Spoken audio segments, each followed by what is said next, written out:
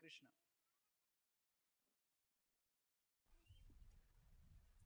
Om Namo Bhagavate Vasudevaya.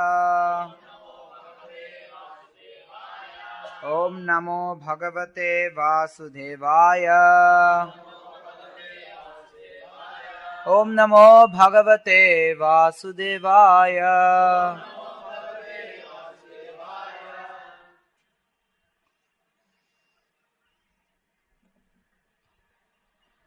பக்தி தொண்டு குறித்து நான் இன்றைக்கு பேச இருக்கேன்னு முன்னாடி அறிமுகம் கொடுத்தாங்க. அதுக்கு முன்னாடி உங்களை பத்தி கொஞ்சம் தெரிஞ்சுக்கலான்னு பார்க்குறேன். உங்கள எத்தனை பேர் தினமும் ஹரே கிருஷ்ண மகாமந்திரம் ஜபம் செய்றீங்க? ஓகே, எத்தனை பேர் செய்யறது இல்ல? ஒரு சிலர். செய்யாதவங்க யாரெல்லாம் தினமும் ஹரே கிருஷ்ண மகாமந்திரம் ஜபம் செய்யல? குறைஞ்ச பேர் தான்.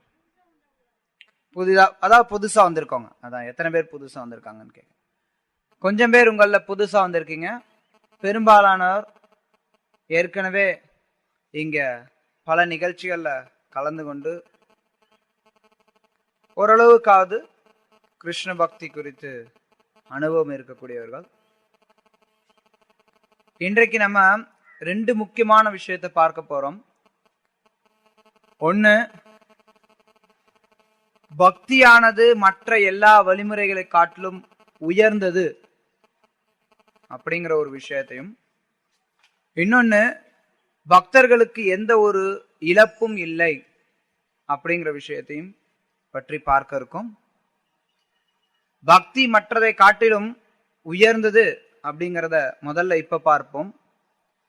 அதை தொடர்ந்து பக்தர்கள் சிறிதளவு பக்தியில ஈடுபட்டிருந்தா கூட அது அவங்களுக்கு நித்தியமான நன்மையை கொடுக்கும் அப்படிங்கிறத அடுத்தபடியும் பார்க்கலாம்.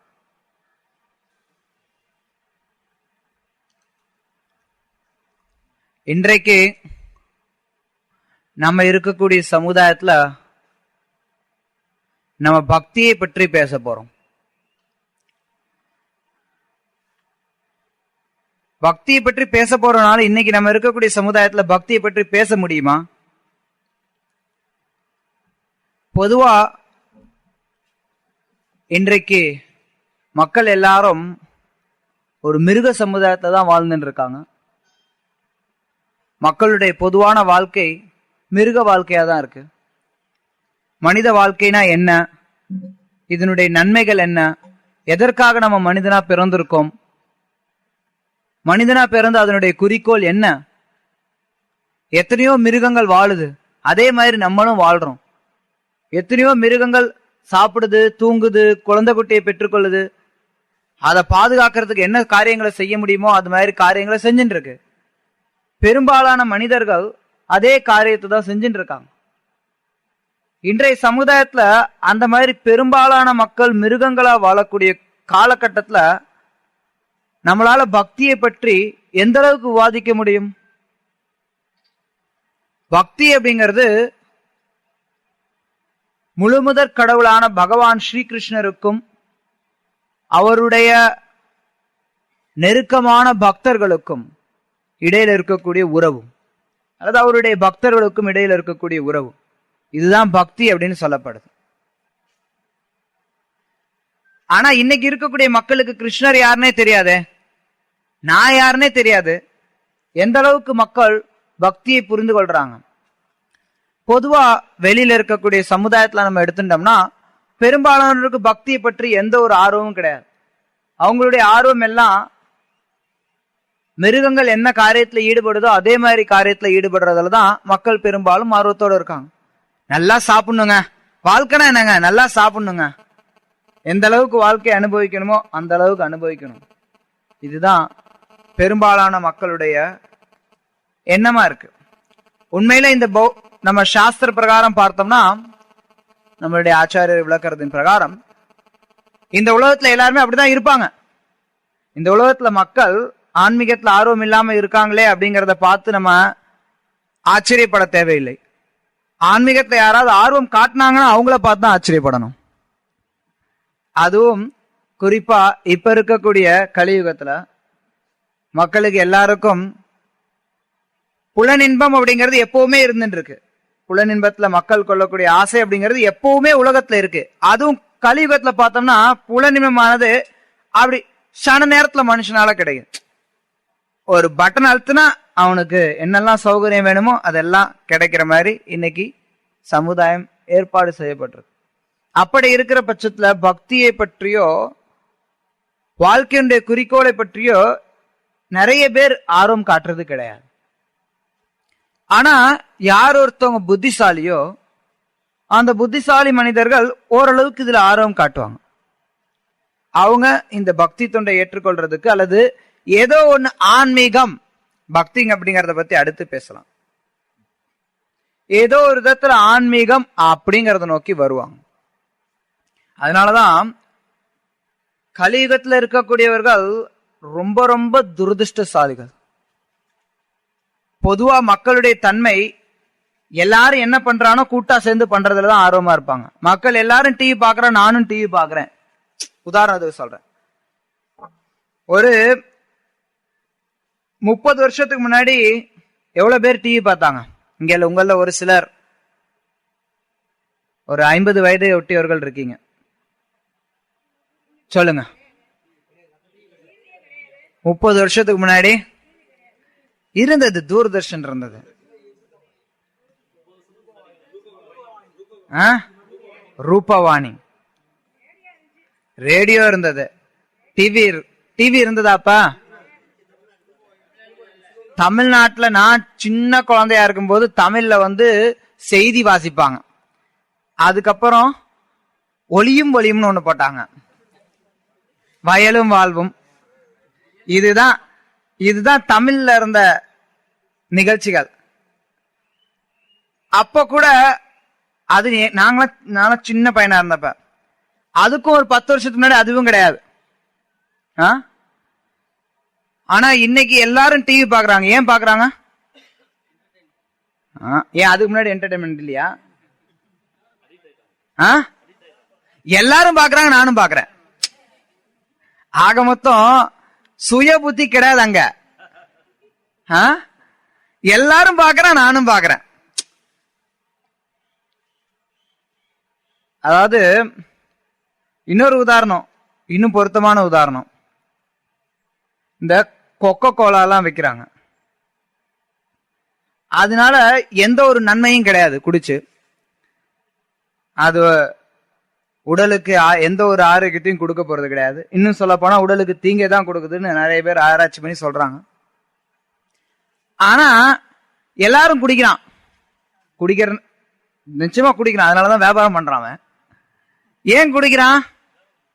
மத்தவன் எல்லாம் குடிக்கிறான், டிவியில விளம்பரப்படுத்துறான், டக்கு குடிக்கிறான்.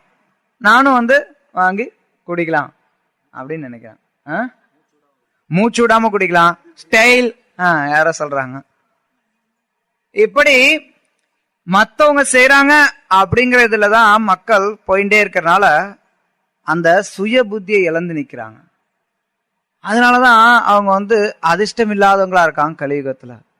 பிராயேன் அல்பாயுஷ சப்ய கலவஸ்மின் யுகே ஜனா மந்தா சுமந்த மத்தையோ மந்த பாக்யோகி உபத்ருதா.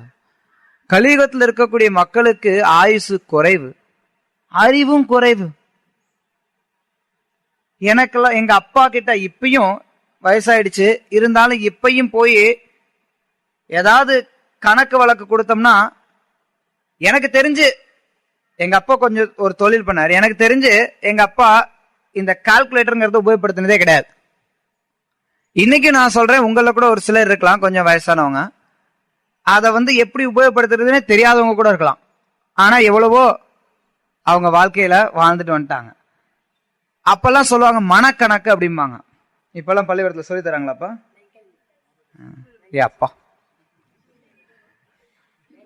Mental science, mental sums. Okay, maybe mental ஆகாம இருந்தாங்கன்னா சரி. நவீன கால கல்வியை படிச்சு இன்னைக்கு நிறைய பேர் மென்டல் ஆயிட்டு இருக்காங்க. எப்படி பார்த்தாலும் அதாவது என்னன்னா, முன்னாடிலாம் மக்கள் ரொம்ப புத்திசாலிகளா இருந்தாங்க. இன்னைக்கு வெளியில பாக்குறதுக்கு இன்னைக்கு மக்கள் ரொம்ப புத்திசாலிகளா இருக்கிற மாதிரி ஏதோ தொழில்நுட்பங்களை தெரிஞ்சு வச்சிருக்கிறாங்களோ ஒழிய புத்திசாலித்தனம் கிடையாது. கலியுகத்துல அது குறைஞ்சுட்டே போகும். பிராயேன அல்பாயுஷ சப்ய கலவஸ்மின் யுகே ஜனா மந்தா, எல்லாம் மந்தமா இருப்பாங்க. அதுவும் ஆன்மீக விஷயம்னு வந்துச்சுன்னு வச்சுக்கோங்களேன், மந்தமா இருப்பாங்க. இப்ப ஒண்ணும் கிடையாது, நீங்க எல்லாம் ஆன்மீகத்துல ஆர்வத்தோட வந்திருக்கிறீங்க. நானும் என்னையும் சேர்த்து சொல்லிக்கிறேன். நம்ம எல்லாரும் ஆன்மீகத்துல ஆர்வத்தோட வந்திருக்கோம். ஆனா நம்மள உட்கார வச்சு யாராவது ஒரு 3 மணி நேரம் ஆன்மீக விஷயங்களை உபன்யாசம் கொடுத்தாங்கன்னா கேப்பீங்களா? கொஞ்சம் கஷ்டம், தலைய சரியா ஆரம்பிச்சுவீங்க. ஒரு சிலர் தூங்க ஆரம்பிச்சிடுவீங்க. இதுவே இங்க ஒரு பெரிய ஸ்கிரீன் கட்டி ஏதாவது ஒரு சினிமா ஓட்டினா ஒரு நாள் ஃபுல்லா கூட பாப்பாங்க. வெளியில அல்ல அவசரத்துக்கு கூட போகாம பாப்பாங்க. ஏன்? மக்களுக்கு ஆர்வம் அதுல இருக்கு. ஆனா ஆன்மீக விஷயம்னா மந்தமா இருக்காங்க. மந்தா சுமந்த மத்தையோ, மக்களுக்கு புத்திசாலித்தனம் ரொம்ப குறைவு. இதுதான் இந்த கலியுகத்துல இருக்கக்கூடிய மக்களுடைய சுபாவமா இருக்கு. அதனால பெரும்பாலும் யாரும் ஆன்மீகத்துல ஆர்வம் காட்டுறது கிடையாது. ஆனா யார் ஒருத்தர் புத்திசாலியோ அவங்க இத முறையா பயன்படுத்திக்கணும். மனித வாழ்க்கை அப்படிங்கிறது ரொம்ப ரொம்ப அரிது. எத்தனையோ மிருகங்கள் வாழுது, மனிதனும் வாழ்றான். அது மாதிரி வாழக்கூடாது மனிதன். மனித வாழ்க்கை ரொம்ப அரிது. நிறைய நேரம் கேள்விப்பட்டிருப்போம், அரிது அரிது மானிடராய் பிறத்தல் அரிதுன்னு. ஆனா அர்த்தம் என்னன்னு கேட்டா தெரியாது. ஆமா, மனுஷனா பிறக்கிறது அரிதுங்க, அவ்வளவுதாங்க. சரி, மனுஷனா பிறந்து நீ என்ன காரியம் பண்ற? எதுவும் சிறப்பா மனுஷங்க யாரும் பண்றது கிடையாது.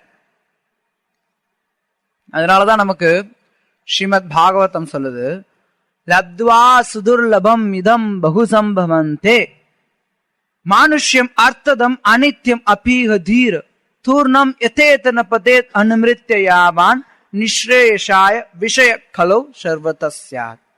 அதாவது லப்த்வானா அடையறது, சுதுர்லபம், துர்லபம்னா அரிது, சுதுர்லபம்னா ரொம்ப அரிது. இந்த மனுஷ ஜென்மத்தை அடையிறது அப்படிங்கிறது ரொம்ப துர்லபமானது, ரொம்ப அரிது.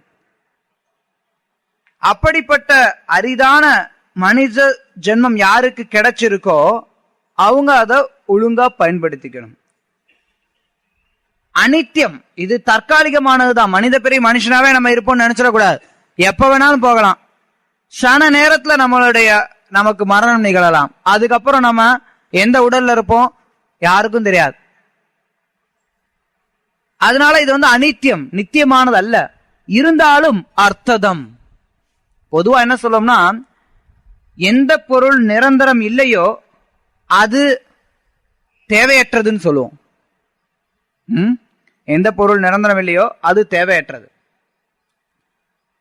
அதுல அர்த்தம் இல்லைன்னு சொல்லுவோம்.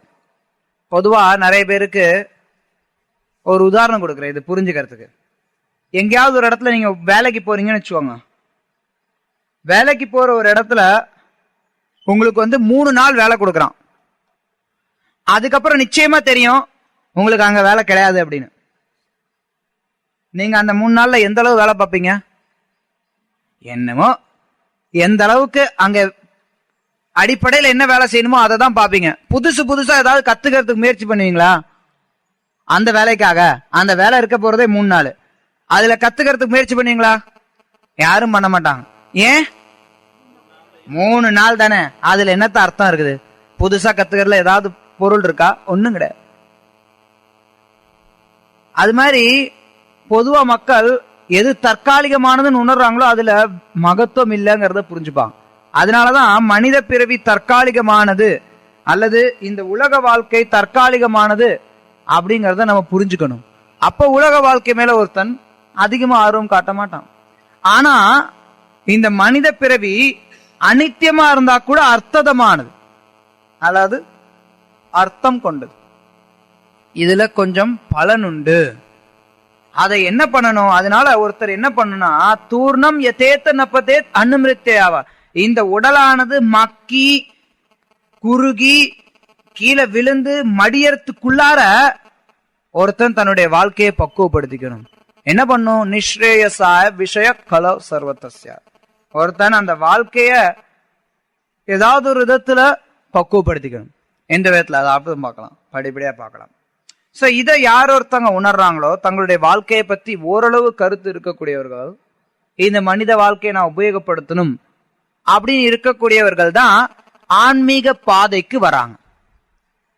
பொதுவா மக்கள் எல்லாரும் எப்படி வாழ்றாங்க? மிருகமா வாழ்றாங்க. அதுல யாருக்கு நான் மனித பிறவி எடுத்திருக்கேன், இதை கொஞ்சம் ஒழுங்கா நான் பயன்படுத்தணும் அப்படின்னு நினைக்கக்கூடியவன் ஆன்மீக பாதைக்கு வரான். அப்படி ஆன்மீக பாதைக்கு வரும்போது அங்க சில படிக்கட்டு இருக்கு. பொறுமையா ஒருத்தர் போகணும். எடுத்தறியும் ஒருத்தர் குதிக்க முடியாது. பொதுவா எடுத்தறியும் குதிக்கிறதுக்கு ஒரு சில வழிமுறைகள் இருக்கு, அது கடைசியா நான் வரேன். ஆனா பொதுவா பார்க்கும்போது ஒருத்தர் படிப்படியா போவாங்க.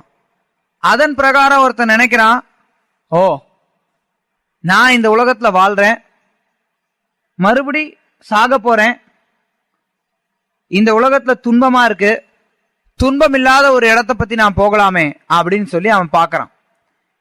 யார் நமக்கு உதவி செய்வாங்கன்னு சொல்லி பார்க்கறான். யார் உதவி செய்வாங்கன்னு பார்க்கும்போது அவன் முதல்ல அவன் கண்ணில் படுறது தேவர்கள். அப்கோர்ஸ் இந்த காலத்துல ஆன்மீகம் அப்படிங்கறத புறக்கணிச்சுட்டு மக்களுக்கு முதல்ல கண்ணில் படுறது அரசியல் தலைவர்கள் தான். அரசியல் தலைவர்களை முன்ன போய் 4 கும்பிடு போட்டு 4 தடவை நமஸ்காரம் பண்ணா ஒரு பதவி கிடைக்கும், ஒரு வேலை நடக்கும். இதுதான் இன்னைக்கு நிறைய பேர் பண்றாங்க. அங்க உண்மையா அவன் கும்பிடுறானான்லாம் கிடையாது, நிச்சயமா கிடையாது. அது உலகத்துல எல்லாருக்கும் தெரியும். எந்த ஒரு அரசியல்வாதியும் நேர்மையா இருக்கிறதெல்லாம் கிடையாது. சாணக்கியர் சொல்லுவார், அரசியல்வாதியை நம்பவே கூடாதுன்னு. எதுக்குன்னா அங்க உண்மையான எந்த ஒரு அரசியல்வாதி இன்னொரு அரசியல்வாதியை எப்பவுமே போட்டுருவாங்க. அரசியல்வாதின்னு கிடையாது, எல்லாருமே மக்கள் பல பேரை போட்டுருவாங்க. ஆனா அவனுக்கு என்ன கிடைக்குங்கிறத வச்சுதான் போட்டுருவான். அதே மாதிரி கொஞ்சம் உயர்ந்த அறிவுடையவங்க என்ன பண்ணுவாங்கன்னா தேவர்களை அணுகுவாங்க. அதாவது இங்க நான் கஷ்டப்படுறேன், சொர்க்கத்துக்கு போனா சந்தோஷமா இருக்கலாம். ரைட்? இது நிறைய பேருக்கு இந்த ஐடியா உண்டு. சொர்க்கத்துக்கு போனேன்னா நான் சந்தோஷமா இருப்பேன் அப்படிங்கறதுனால நிறைய பேர் சொர்க்கத்துக்கு போறதுக்கு ஆர்வம் காட்டுறாங்க. அவங்க என்ன பண்றாங்க? எத்தனையோ தேவர்கள் இருக்காங்க. அத்தனை தேவர்கள்ல அவங்களுக்கு யார பிடிச்சிருக்கோ இல்ல யாரெல்லாம் பிடிச்சிருக்கோ அவங்களெல்லாம் கும்பிட ஆரம்பிக்கிறாங்க. இது கர்ம காண்டம்னு சொல்லப்படுது. இதுதான் ஆன்மீக பாதையில முதல் படி. ஆரம்பத்துல ஒருத்தன் வரும்போது கர்ம காண்டத்துல வரான். கர்ம காண்டத்தை ஒருத்தன் எடுத்துக்கும் போது அவனுக்கு அதுல இருக்கக்கூடிய ஒரே நன்மை என்ன அப்படின்னா சாஸ்திரங்கள் மேல நம்பிக்கை இருக்கு. சாஸ்திரங்கள் சொல்லுது, நான் இவரை கும்பிட்டேன்னா எனக்கு நன்மை கிடைக்கும், நான் சொர்க்கத்துக்கு போலாம். சொர்க்கத்தை அவன் போய் பார்த்தானா? கிடையாது. ஆனாலும் அவனுக்கு சொர்க்கத்தின் மேல ஒரு நம்பிக்கை இருக்கு, நமக்கு மேல ஒரு உயர்ந்த சக்தி இருக்கு அப்படிங்கிற ஒரு விஷயத்த புரிஞ்சுக்கிறான். அதனாலதான் பார்த்தோம்னா கிருஷ்ணரும் கீதையில சொல்றார், ஆரம்பத்துல 3வது அத்தியாயத்துல அவர் சொல்றார், தேவர்களை திருப்தி பண்ணணும், நம்ம தேவர்களை திருப்தி பண்றது அவசியம் அப்படிங்கறத பத்தி அவர் பேசுறார். இது கர்ம காண்டம்னு அழைக்கப்படுது. ஒவ்வொருத்தன் அவனுடைய செயல், அவன் என்ன செய்யணுமோ, அவனுடைய கடமை என்னவோ வர்ணாசிரம தர்மத்துல அதை செஞ்சுட்டு அதே சமயத்துல அவன் தேவர்களை வழிபட்டு இருக்கான்.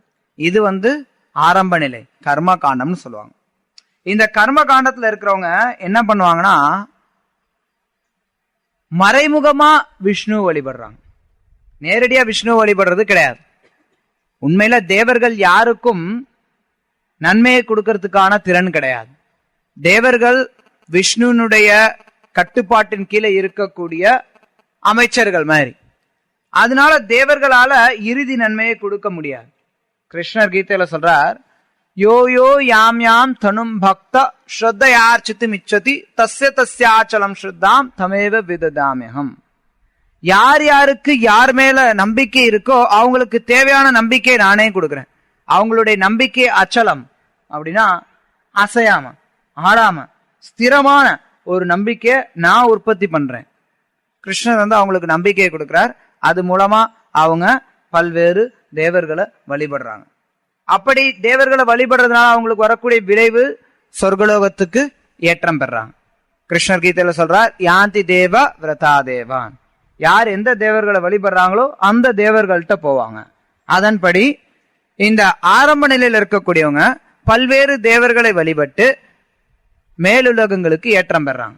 இதுதான் அவங்களுடைய வழிமுறை, அவங்களுடைய பலன். சரி, இத வழிபட்டுட்டே இருக்கான். ஏன்னா சாஸ்திரங்கள்ல இவனுக்கு நம்பிக்கை இருக்கு, சாஸ்திரங்களை படிக்கிறான். அப்படி படிக்கும்போது அவனுக்கு ஒரு யோசனை வருது. எல்லாம் பார்க்கறான், இவ்வளவு தேவர்கள் இருக்காங்க, இவங்களுக்கெல்லாம் அதிபதி யார்? தேவர்களுக்கெல்லாம் அதிபதி யார்? தேவர்களுக்கெல்லாம் ஆதி யார்? அப்படிங்கறத பற்றி யோசிக்க ஆரம்பிக்கும் போது அவனுக்கு பகவான் விஷ்ணுவை பற்றிய அறிவு எட்டான். அப்ப அவன் கர்மயோகத்துக்குள்ளார நுழையிறான். கர்ம காண்டம் வேற, கர்மயோகம் வேற. கர்ம காண்டம் அப்படின்னா பல்வேறு தேவர்களை வழிபடுறது. கர்மயோகத்துல ஒருத்தன் விஷ்ணுவை வழிபடக்கூடிய ஸ்தலத்துக்கு வரான். கர்மயோகத்துல அவன் என்ன பண்றான்? இந்த உலகத்துல இருக்கக்கூடிய எல்லா தேவர்களை காட்டிலும் விஷ்ணு உன்னதமானவர் அப்படிங்கிற ஞானத்தை தெரிஞ்சுட்டு விஷ்ணுவை பூஜிக்கிறதுக்கு ஆரம்பிக்கிறான். இது கர்மயோகம். அவன் வர்ணாசிரமத்தின் பிரகாரம் பிராமண சத்திரிய வைஷ்ய சூத்ரா அவனுடைய கடமையை செய்யறான். கர்ம காண்டத்துல இருக்கிறவனும் கடமையை செய்யறான். ஆனா கர்ம காண்டத்தை சேர்ந்தவன் விஷ்ணுவை திருப்திப்படுத்துறதுக்காக செயல்படுறது கிடையாது. அவனுக்கு தேவை நான் சொர்க்கத்துக்கு போகணுங்கிறது. ஆனா கர்மயோகத்துல இருக்கவன் விஷ்ணுவை திருப்திப்படுத்துறதுக்காக காரியங்களை செய்யறான். கிருஷ்ணர் அதைத்தான் கீதையில சொல்றார், எத்கரோஷி எதஸ்நாசி. யாரு சத்தமா சொல்லுங்க, யாராவது ஒருத்தர் சத்தமா சொல்லுங்க. யத் ஜுஹோஷி ததாசியத் யத் தபஸ்யசி கௌந்தேயா தத் குருஷ மதர்ப்பணம். என்ன அர்த்தம்? யத் கரோஷி, எதையெல்லாம் செய்கிறாயோ, எதையெல்லாம் உண்கின்றாயோ, எதையெல்லாம் படைக்கின்றாயோ, எந்த தவங்களை எல்லாம் செய்கின்றாயோ அதையெல்லாம் எனக்கு அர்ப்பணமாக செய்வாயாக. அதாவது இது கர்மயோகம். என்ன பண்றான்? நான் என்ன செய்யறனோ அதை பகவானுக்கு அர்ப்பணிக்கிறான். என்னெல்லாம் செய்யறானோ அது எல்லாவற்றையுமே பகவானுக்கு அர்ப்பணிக்கிறதுக்காக அவன் ஒரு காரியத்தை செய்யறான். இதுதான் கர்மயோகத்தினுடைய நிலை. கர்மயோகியை பொறுத்தளவு அவனுடைய செயல் தான் அவனுக்கு முக்கியம். பின்னாடி பக்தி யோகத்தை பத்தி சொல்லுவேன். பக்தி யோகத்துக்கும் கர்மயோகத்துக்கும் இருக்கக்கூடிய வித்தியாசம் என்னன்னா, பக்தனை பொறுத்த வரைக்கும் பக்தி முக்கியம், கர்மயோகியை பொறுத்த வரைக்கும் கர்மம் தான் முக்கியம். ரெண்டுல அவன் எதுக்கு முக்கியத்துவம் கொடுக்கறான் அப்படிங்கிறது வேறுபடும். அதை அடுத்து விவரிக்கிறேன். அவனுக்கு அவன் செய்யக்கூடிய கடமை தான் ரொம்ப முக்கியம். இதுல ரெண்டு தரப்பினர் இருக்காங்க. கர்மயோகியில ரெண்டு பேர் இருக்காங்க. ஒருத்தன் என்ன பண்றான்? எல்லா ஆசையும் அவங்கிட்ட இருக்கு, பௌதிக ஆசைகள் எல்லாமே இருக்கு. பௌதிக ஆசைகளோட சேர்ந்து விஷ்ணுவை வழிபடுறான். அத்தகைய நபர்கள் சகாம கர்மயோகத்தை பின்பற்றக்கூடிய. கர்மயோகத்தை ரெண்டு பிரிவு, சகாம கர்மயோகா, நிஷ்காம கர்மயோகா. சகாம அப்படின்னா ஆசைகளோட இருக்கிறது. அவனுக்கு நிறைய ஆசை இருக்கு. சரி, சாஸ்திரம் தான் சொல்றது விஷ்ணு தான் பெரியவர்னு, நம்ம ஏன் இந்த சின்ன சின்ன ஆளுங்க கிட்ட அணுகின்னு இருக்கணும்? பெரியவர்கிட்ட அவர்கிட்டே கேட்டோம்னா நம்ம வேலை ஈஸியா முடிஞ்சிடும். அவனை பொறுத்தளவு சந்தோஷமா இருக்கணுங்கிறது தான் ஆசை, இந்த உலகத்துல அனுபவிக்கணுங்கிறது தான் ஆசை. ஆனா அதுக்கு மற்றவர்களை அணுகிறதுக்கு பதிலா விஷ்ணுவை அணுகலாம் அப்படிங்கிற ஒரு எண்ணம் இருக்கு. அதுக்கடுத்து நிஷ்காம கர்மயோகா அப்படின்னா அவனுக்கு இந்த உலக வாழ்க்கையில ஆசைகள் கிடையாது, ஆனாலும் அவனுக்கு கடமை செய்யறதுல ஒரு பற்றுதல் இருக்கு. அதனாலதான் அவன் கர்மயோகின்னு சொல்லப்படுறான். சகாம கர்மயோகிக்கு ஆசை இருக்கு, நிஷ்காம கர்மயோகிக்கு ஆசை கிடையாது, ஆனாலும் கர்மத்தின் மேல பற்றுதல் இருக்கு. அவன் என்ன காரியம் செய்யறானோ அது மேல பற்றுதல் இருக்கு. பக்தி மேல இருக்கக்கூடிய பற்றுதலை காட்டிலும் அவன் செய்யக்கூடிய செயல் மேல அவனுக்கு பற்றுதல் அதிகமா இருக்கு. அதனால அவன் நிஷ்காம கர்மயோகின்னு சொல்லப்படுறான். இப்படி கர்மயோகத்துல 2 நிலைகள் இருக்கு. இந்த 2 நிலைகள் ரெண்டையும் நம்ம ஒட்டுக்க கர்மயோகம் அப்படின்னு எடுத்துக்கிட்டோம்னா இது நிச்சயமா கர்ம காண்டத்தை காட்டிலும் உயர்ந்தது. ஏன் சாமி உயர்ந்ததுன்னு சொல்றீங்க? ஏன்னா இங்க பகவானோட அவனுக்கு நேரடியான தொடர்பு ஏற்படுது. அதனாலதான் இந்த வழிமுறையானது யோகம்னு சொல்லப்படுது. யோகம் அப்படின்னா இணைதல் அர்த்தம். பகவானையும் ஜீவனையும் இணைக்கக்கூடிய வழிமுறை யோகம் அப்படின்னு சொல்லப்படுது. நீங்க நிறைய தடவை கேட்டிருப்பீங்க. தேவர்களோட வழிபடும் போது அது பகவானை மறைமுகமா வழிபடுறது, நேரடியா வழிபடுறது கிடையாது. அதனால அது பகவானோட இணைக்கிறது கிடையாது. ஆனா ஒருத்தன் விஷ்ணு தான் உயர்ந்தவர் அப்படிங்கறத தெரிஞ்சு அவருக்கான வழிபாட்டுல ஈடுபடும் போது அது அவனை நேரடியா இணைக்கக்கூடியதா இருக்கு. நேரடியான பக்தி தான் ஒரு உண்மையில சொல்ல போனா நேரடியா இணைக்கக்கூடியது. மற்றதெல்லாம் ஓரளவுக்கு பகவானோட அங்க தொடர்பு ஏற்படுது அவனுக்கு. அதனால அங்க யோகம் அப்படின்னு சொல்லப்படுது. கர்மயோகம். இந்த கர்மயோகியானவன் நிச்சயமா கர்ம காண்டத்தை காட்டிலும் உயர்ந்தவன். ஏன்னா இவன் கிருஷ்ணர் தான் எல்லாம் அப்படிங்கறத புரிஞ்சுக்கிறான். மற்றவை எல்லாம், அதாவது தேவர்களை வழிபடுறது ஒரு விதத்துல கிருஷ்ணரை வழிபடுறது தான். ஆனா அது மறைமுகமா வழிபடுறது. இதை அவன் புரிஞ்சுக்கிறான். புரிஞ்சுக்கிட்டு நேரடியா வழிபட ஆரம்பிக்கிறான். கிருஷ்ணர் கீதையில சொல்றார், ஏபியன்ய தேவதா பக்தா எஜந்தே ஸ்ரத்தையான்விதா தேபி மாமேவ கௌந்தேயா எஜன் அபிதி பூர்வகம். அதாவது மற்ற தேவர்களை நம்பிக்கையோடு வணங்கும் பக்தர்கள் உண்மையில் என்னை மட்டுமே வழிபடுகின்றனர். ஏன்னா வழிபாட்டிற்குரியவர் கிருஷ்ணர் மட்டுமே, வேற யாரையும் வழிபாட்டிற்குரியவர்கள் கிடையாது, மறைமுகமா. ஆனா அத்தகைய வழிபாடு கிருஷ்ணர் சொல்றார், ஆனால் குந்தியின் மகனே அத்தகைய வழிபாடு தவறான வழியில் செய்யப்படுவதாகும். தேவர்களை வழிபடுறது மறைமுகமாக தவறான வழியில செய்யப்படுது. ஒரு விதத்துல கிருஷ்ணரை வழிபடுறது, ஆனா அது மறைமுகமான வழிபாடு. இதை கர்மயோகி புரிஞ்சுக்கிட்டு அவன் பல்வேறு தேவர்களை வழிபடுறதுல இருந்து தன்னை விடுவித்துக் கொள்றான். இது யோகத்துல 2வது நிலையா சொல்லப்படுது, கர்மயோகம். அதுக்கடுத்து 3வது நிலையா ஞான யோகம் சொல்லப்படுது. இந்த கர்மயோகி ஓரளவுக்கு புரிஞ்சுக்கிறான். அதாவது நான் சொர்க்கலோகத்துக்கு போனாலும் கீழே இங்க வருவேன் அப்படிங்கிறத ஓரளவுக்கு புரிஞ்சுக்கிறான். கிருஷ்ணர் கீதையில சொல்றார், ஆ பிரம்ம புவனாலோகா புனராவர்த்தினோ அர்ஜுனா. அர்ஜுனா, பிரம்மலோகத்துல இருந்து கீழே இருக்கக்கூடிய பாதாள லோகம் வரைக்கும் எல்லா இடங்கள்லயுமே துன்பங்கள் இருக்கு, பிறப்பும் இறப்பும் எப்பவுமே உண்டு. அதை புரிஞ்சுக்கிட்டு அவன் ஓரளவுக்கு விஷ்ணுவை வழிபடுறதுல ஈடுபடுறான். ஆனா அவனுக்கு ஆத்ம ஞானம் அதிகமா கிடையாது. தன்னுடைய உண்மையான நிலை என்ன அப்படிங்கறத பற்றி அறிவு கிடையாது. நான் ஒரு ஆத்மா, இந்த ஜட உலக விஷயங்கள்ல இருந்து வேறுபட்டவன் அப்படிங்கிற ஞானம் அவனுக்கு இல்லாத காரணத்தினால அவனுடைய நிலையானது அப்பப்ப ஆட்டங்காலம். அதனால அடுத்த நிலையில இருக்கக்கூடியவன் ஞான யோகின்னு சொல்லப்படுறான். அவன் நான் இந்த உடல் அல்ல ஆத்மா அப்படிங்கிற தன்னுடைய நிலையை புரிந்து கொள்றான். அவன் தன்னுடைய நிலை என்னங்கிறத தெரிஞ்சுக்கிறதுனால கர்மயோகியை காட்டிலும் உயர்ந்தவனா சொல்லப்படுறான். நான் கிருஷ்ணருடைய சேவகன் அப்படிங்கிறத புரிஞ்சுக்கிறான். ஒரு ஞானி உடனே புரிஞ்சுக்க முடியாது, அதுக்கு காலமாகும். ஆனாலும் ஞானியானவன் நான் கிருஷ்ணருக்கு சேவை பண்ணணும் நான் அப்படிங்கிறத ஓரளவு புரிஞ்சுக்கிறான். ஞானியில பல நிலைகள் இருக்கு, அது நுணுக்கமா நம்ம உள்ள போலாம். ஆனா இப்ப நம்ம அத அடிப்படை மட்டும் நான் சொல்றேன். ஞானியானவன் ஆத்மா, நான் இந்த உடல் அல்ல ஆத்மா, குறிப்பா அதுதான், அதை ஆழமா புரிஞ்சுக்கிறான். அதனால அவன் கர்மயோகியை காட்டிலும் உயர்ந்தவனா சொல்லப்படுறான். ஞானி என்ன பண்றான்? நிறைய தவங்களை செய்யறான், உடலை வருத்தி. நீங்க பார்க்கலாம், பல நேரங்கள்ல பல்வேறு தபஸ்விகள் இருப்பாங்க, ரொம்ப கடுமையா ஒரு நாளைக்கு ஒரு வேளை மட்டும் சாப்பிடுறது. அது ஒன்றும் கடினமான தவம் கிடையாது. இல்ல பல வருடங்களா சாப்பிடாமலே இருக்கிறது, காற்றை மட்டுமே சுவாசிக்கிறது, நீரை மட்டுமே குடிக்கிறது, இது மாதிரி பல்வேறு தவங்களை ஏற்றுவாங்க. பெரும்பாலும் இந்த ஞானிகளுக்கு பகவான் அப்படிங்கிறவர், அதாவது விஷ்ணு, அவர் ஒரு நபர் அப்படிங்கிற அறிவு அவங்களுக்கு இருக்காது. அவருக்கு நம்ம சேவை பண்ணணுங்கிற எண்ணம் இருக்காது. நான் ஆத்மா அப்படிங்கிற கருத்துல தான் பெரும்பாலும் இருப்பாங்க. அதனால அவங்க பக்குவமானவர்களாக கருதப்படுறது கிடையாது. ஞான யோகத்துக்கு அடுத்ததா தியான யோகம் இருக்கு.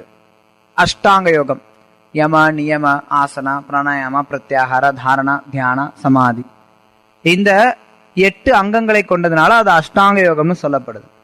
இந்த அஷ்டாங்க யோகத்தை பயிற்சி பண்றவங்க பகவான் மேல ஓரளவுக்கு ஸ்திரமாகுது. பகவத் பக்தியானது, அல்லது பகவத் பக்தி எங்க கிடையாது, பகவானை அவங்க நினைக்க கூடியது. முழுமுதற் கடவுளை உள்ள இருக்கக்கூடிய பரமாத்மாவினுடைய வடிவில் அவங்க தியானிக்கிறாங்க. உள்ள இருக்கக்கூடிய பரமாத்மாவை அவங்க தியானிச்சுட்டே இருக்காங்க. அவங்க தொடர்ந்து முழுமுதற் கடவுளை தியானிக்கக்கூடிய காரணத்தினால ஞானிகளை காட்டிலும் அஷ்டாங்க யோகிகள் சிறந்தவர்களா கருதப்படுறாங்க. பக்தி யோகம் அதற்கு அடுத்ததா சொல்லப்படுது. பக்தி யோகமானது இது எல்லாவற்றை காட்டிலும் உயர்ந்ததாக சொல்லப்படுது. உண்மையில இந்த பக்தியானது எப்ப உயர்ந்ததா இருக்கும்? நம்ம முன்ன சொன்னமே, கர்மம், ஞானம், யோகம் இதெல்லாம் கலக்காம இருக்கும்போது அந்த பக்தியானது உயர்ந்த பக்தியா சொல்லப்படுது. பக்தியில நம்ம கர்மத்தை கலந்தோம் அப்படின்னா அப்ப அது கீழே வந்துடும். எந்த அளவுக்கு கலக்கிறோமோ அதை பொறுத்து இருக்கு. கர்ம யோகம் ஆயிடலாம். நான் என்ன நினைக்கிறேனோ அதை நான் சாமிக்காக பண்றேங்க அப்படின்னா அது கர்ம யோகம் ஆயிடும், பக்தி யோகம் ஆகாது. பக்தி யோகத்துக்கும் கர்ம யோகத்துக்கும் ரொம்ப சிறிய வித்தியாசம் இருக்கும். ஒரு சின்ன உதாரணம் கொடுக்குறேன். ஒரு கோயிலுக்கு நீங்க போறீங்கன்னு வச்சுக்கோங்க. கோயிலுக்கு நீங்க போகும்போது நீங்க நினைக்கிறீங்க, நான் கிருஷ்ணருக்கு ஏதாவது பண்ணணும், என்ன பண்ணலாம்? சரி, கிருஷ்ணருக்காக நம்ம என்ன நீங்க என்ன கொண்டு போவீங்க? கிருஷ்ணருக்கு பூ கொண்டு போவீங்க. ஏன் பூ கொண்டு போவீங்க? அவர் படைத்தது அவருக்காக. அப்புறம் அவருக்கு மாலை போட்டு அழகுபடுத்தலாம். அப்புறம் ஊதுபத்தி கொண்டு போவாங்க, யாரோ ஒருத்தர் சொல்றார். எதுக்கு ஊதுபத்தி கொண்டு போறீங்க? பகவான்கிட்ட கொடுக்கறதுக்கு. சரி, நீங்க எல்லாம் பக்தர்களா இருக்கிறதுனால உங்களுக்கு இதை பத்தி யோசிக்க முடியாது. எப்படி நான் சொல்ல வரக்கூடிய கருத்தை நீங்களாம் யோசிக்க முடியாது. இருந்தாலும் நான் பிரபுபாதருடைய வாழ்க்கையில் நடந்த ஒரு நிகழ்ச்சியை சொல்றேன். ஒரு தடவை ஸ்ரீல பிரபுபாத் உபன்யாசம் பண்ணிட்டு இருந்தார். அப்ப ஒரு ஹிப்பி, ஆரம்ப காலத்துல ஒரு ஹிப்பி அப்படின்னா சமுதாய பழக்க வழக்கங்கள்லாம் நிராகரிச்சுட்டு அப்படியே ஒரு எந்த ஒரு கருத்துமே இல்லாம வாழ்க்கையை பத்தி வாழ்க்கையில சம்பாதிக்கிறது, குடும்பம் எல்லாத்தையும் அப்படியே புறக்கணிச்சுட்டு ஒரு பைத்தியம் மாதிரி அலையறது. அவங்களுக்கு தேவை நிறைய போதை வஸ்துக்கள் எடுத்துப்பாங்க, நிறைய பாலுறவோட ஈடுபடுவாங்க. இதுதான் ஹிப்பி வாழ்க்கை அப்படிங்கிறது. இந்த ஹிப்பிகள்ல ஒருத்தன் பேனு தலையெல்லாம் பறக்க போட்டு வச்சுட்டு பிரபுபா உபன்யாசம் கொடுக்கும்போது நல்லா குடிச்சிட்டு உள்ள வந்தான். பக்தர்கள்லாம் பார்த்தாங்க, என்னடா பண்ண போறான் அப்படின்னு சொல்லி. அப்ப என்ன பண்ணானா, ஒரு ரோல் நிறைய டாய்லெட் பேப்பர் கொண்டு வந்து அங்க வச்சுட்டு போயிட்டான். அதாவது கோயிலுக்கு நான் ஏதாவது பண்ணணும்னு நினைச்சு, இந்த பக்தர்களுக்கு நான் ஏதாவது ஒண்ணு பண்ணணும்னு நினைச்சு அவன் ஒரு ரோல் நிறைய டாய்லெட் பேப்பர் கொண்டு வந்து வச்சுட்டு போயிட்டான். டாய்லெட் பேப்பர்னா உங்களுக்கு நிறைய பேருக்கு தெரியாது. டிஷ்யூ பேப்பர் இல்ல. டிஷ்யூ பேப்பர்னா நீங்க கை அலம்பிட்டு கையை துடைக்கிறதுக்கு. டாய்லெட் பேப்பர்னா மலம் கழிஞ்சதுக்கு அப்புறம் பின்னாடி தொடச்சுக்கிறதுக்கு. மேற்கத்திய நாடுகள்ல, அங்க அமெரிக்கால ஐரோப்பால எல்லாம் அவங்க எல்லாம் மலம் கழிச்சதுக்கு அப்புறம் கழுவ மாட்டாங்க, குளிக்க மாட்டாங்க, தொடச்சிட்டு போயிடுவாங்க. ஷெய் போடுறீங்க, இதுதான்ப்பா அமெரிக்கா. இதுதான் அமெரிக்கா, இதுதான் அமெரிக்க நாகரிகம். நிறைய பேர் அமெரிக்கான்னு சொல்லி அமெரிக்கா, லண்டன் நாகரிகம் நினைச்சிட்டு இருக்காங்க. இதுதான் அமெரிக்க நாகரிகம். ஆனா பிரபுபாத் அதை பாராட்டினார். பக்தர்கள் அந்த டாய்லெட் பேப்பரை உபயோகப்படுத்த போறது கிடையாது. ஆனா பிரபுபாத் சொன்னார், இவன் ஏதோ கிருஷ்ணருக்கு பண்ணணும்னு நினைக்கிறான், ஏதோ கொடுக்கணும்னு நினைச்சு கொடுத்திருக்கான், இவனுடைய சேவை ஆரம்பம் ஆயிடுச்சுன்னாரு பிரபுபாத். அதாவது என்னன்னா, அந்த இடத்துல நான் என்ன செய்யணும்னு நினைக்கிறேனோ அதை கொண்டு வந்து கிருஷ்ணருக்கு கொடுக்கறான். ஆனா கிருஷ்ணருக்கு என்ன கொடுக்கணுமோ அதை கொண்டு வந்து கிருஷ்ணருக்கு கொடுத்தானா அது பக்தி. புரியுதா வித்தியாசம்? சில நேரத்துல பக்தர்கள் கூட பண்ணுவாங்க, நான் வந்து கோயிலுக்கு ஒரு பீரோ வாங்கி கொடுக்கணும்னு நினைக்கிறேன், பீரோவை கொண்டு வந்து வாங்கி வச்சுட்டு போயிருவாங்க, கோயில் அது இடத்த அடைச்சுக்கிட்டு கிடக்கும். நான் கிருஷ்ணருக்கு பண்ணுங்க வந்து கடகடம் கொண்டு வந்து வச்சிருவாங்க. ஆனா பக்தன் என்ன பண்ணுவானா, கிருஷ்ணருக்கு எது உகந்தது, கோயிலுக்கு எது, சேவைக்கு எது தேவை, இருக்கக்கூடிய பக்தர்கள்ட்ட போய், பிரபு இந்த மாதிரி நான் வந்து கிருஷ்ணருக்கு சேவை பண்ணலாம்னு நினைக்கிறேன், எது எப்படி சேவை பண்ணலாம், எது நல்ல சேவையா இருக்கும் அப்படின்னு சொல்லி கேட்பாங்க. அப்ப கிருஷ்ண சேவைக்கு எது தேவையோ அதை கொடுப்பாங்க. புரியுதா என்ன சொல்றது? எனக்கு வந்து இது நான் கொடுக்கணும் இருக்கு அப்படிங்கறதுக்காக செய்யணும்னா அது கர்மம் ஆயிடுது அந்த இடத்துல. ஆனா ஒருத்தர் கிருஷ்ணரை திருப்திப்படுத்துறதுக்காக, மாதாஜி சொன்னாங்க, பூ ஏன் நான் கொண்டு போய் கொடுக்குறேன், கிருஷ்ணருக்கு பிடிக்கும். முதல்ல கிருஷ்ணர் கீதையில 9வது அத்தியாயத்துல சொல்றார், முதல்ல சொல்லிடுறார், பத்திரம் புஷ்பம் பலம் தோயம் யோமே பக்தியா பிரயச்சதி ததகம் பக்தி உபகிருத்தம் அஸ்னாமி பிரியதாத்ம. அவர் சொல்றார், பூவோ பழமோ இலையோ நீரோ எனக்கு கொடுப்பா பக்தியோடையும் அன்போடையும், இதை நான் ஏத்துக்கிறேங்கிறார். அதுக்கப்புறம் சொல்ற, நீ என்ன வேணாலும் கூட எடுத்துக்கிறேங்கிறார். அடுத்த ஸ்லோகமே சொல்ற, எத்கரோஷி, நீ என்ன வேணாலும் கூட நான் எடுத்துக்கிறேங்கிறார். ஆனா ரெண்டுத்துக்கு வித்தியாசம் இருக்கு. யார் ஒருத்தன் பக்தன் அப்படின்னா கிருஷ்ணரை திருப்திப்படுத்துறதுக்காக அன்போட அவர் என்ன கேட்கிறாரோ அதை கொடுப்பான். எனக்கு என்ன பிடிக்குதா, நான் இதை செய்யறேன், கிருஷ்ணர் வச்சுக்கணும், என்ன இது நான் கொடுக்குறேன் வேண்டாங்கிறீங்க அப்படின்னு உரிமையெல்லாம் எடுத்துக்காம, கிருஷ்ணருக்கு என்ன பிடிக்கும், அவருக்கு இது பிடிக்குமா, அவருக்கு இது பிரியமானதா, கிருஷ்ணருக்கு இது அனுகூலமானதா. கிருஷ்ணர் ஒரு நபர், நல்லா புரிஞ்சுக்கணும், அவர் ஒரு நபர், அவருக்கும் சில விஷயம் பிடிக்கும் பிடிக்காது. இது என்னங்க இது சாமின்னா எல்லாமே பிடிச்சிருக்கணுமே, நிறைய பேர் நினைப்பா, என்னங்க இது கிருஷ்ணருக்கு கூட பிடிக்குங்கிறீங்க பிடிக்காதீங்க. ஆமா, ஏன்னா அவருக்குன்னு சில தனிப்பட்ட விருப்பங்கள் இருக்கு. சில விஷயங்கள் அவருக்கு பிடிக்கும், சில விஷயங்கள் அவருக்கு பிடிக்காது. அதனாலதான் அவர் சொல்றார், நீ எனக்கு வந்து பூவோ இலையோ பழமோ நீரோ கொடு, மாமிசம்லாம் எனக்கு கொடுக்க கூடாது. கிருஷ்ணருக்கு அது பிடிக்காது. உதாரணத்துக்கு, எளிமையான உதாரணத்துக்காக சொல்றேன். அதுக்காக மாமிசத்தை கிருஷ்ணருக்கு நைவேத்தியம் பண்ணா அது என்ன இதுல எடுத்துக்கிறது, அபராதம் ஆயிடும். கர்மயோகத்துல கூட வராது, கர்மயோகத்திலையும் விதிமுறைகள் இருக்கு, சும்மா நினைச்சதை பண்ற முடியாது, அது அபராதம் ஆயிடும். எப்படி பார்த்தாலும் நமக்கு பிடித்தமானதை செய்யறதை காட்டிலும் கிருஷ்ணருக்கு பிடித்தமானதை நம்ம செய்யணும். இதுதான் அடிப்படையில சொல்லணும்னா பக்தி யோகம் அப்படின்னா, கிருஷ்ணரை எது திருப்திப்படுத்துமோ அந்த காரியத்தை நம்ம செய்யணும், அதுதான் பக்தி. கிருஷ்ணரை எது திருப்திப்படுத்தும், என்ன திருப்திப்படுத்தும் கிருஷ்ணரை? கிருஷ்ணரை என்னமா திருப்திப்படுத்த முடியும்? ஏன் பஜனை பண்ண அவருக்கு ஏன் பிடிக்குது? அவருக்கு பிடிக்கும் பிடிக்காதுன்னு தான் இருக்கா? அவரு தான் ஆத்மராமாவாச்சே. பகவானுடைய ஒரு பெயர் ஆத்மராம, அப்படின்னா தன்னில் திருப்தியுற்றவர். அவருக்கு என்ன திருப்தி வேண்டி கிடக்கு அப்படின்னா, அவர் அந்த பக்தியை எதிர்பார்க்கிறார், அந்த அன்பை எதிர்பார்க்கிறார். அந்த அன்போட ஒருத்தர் ஒரு காரியத்தை செய்யும் போது அதுல திருப்தி அடைகிறார். அன்போட என்ன பண்ணலாம், அவரை பத்தி பாடலாம், அவரை பத்தி கேட்கலாம், அவரை நினைச்சுட்டு இருக்கலாம், அவருக்கு ஏதாவது சேவை பண்ணலாம். இப்படி வழிமுறைகள் இருக்கு, உங்க எல்லாருக்கும் தெரியும். ஸ்ரவணம், கீர்த்தனம், ஸ்மரணம், பாத சேவனம், அர்ச்சனம், வந்தனம், தாசியம், சக்கியம், ஆத்ம நிவேதனம். 9 விதத்துல நம்ம கிருஷ்ணருக்கு பக்தி செய்யலாம். இந்த பக்தியானது மற்ற வழிமுறைகளை காட்டிலும் உயர்ந்ததா சொல்லப்படுது. ஏன் அப்படின்னா, இதுல பகவானுக்கும் பக்தனுக்கும் நடுவுல நேரடி உறவு முறை வருது. இந்த பக்தனை பகவான் தானே சாக்ஷாத் அவரே பொறுப்பெடுத்துக்கிறார். ஒரு கர்மிக்கு கிருஷ்ணர் பொறுப்பெடுக்கிறது கிடையாது, ஞானிக்கு கிருஷ்ணர் பொறுப்பெடுக்கிறது கிடையாது, யோகிக்கும் கிருஷ்ணர் பொறுப்பெடுக்கிறது கிடையாது. அவங்க எல்லாம் தங்களுடைய சொந்த முயற்சியில மேலோங்கி வர்றதுக்கு பாக்குறாங்க.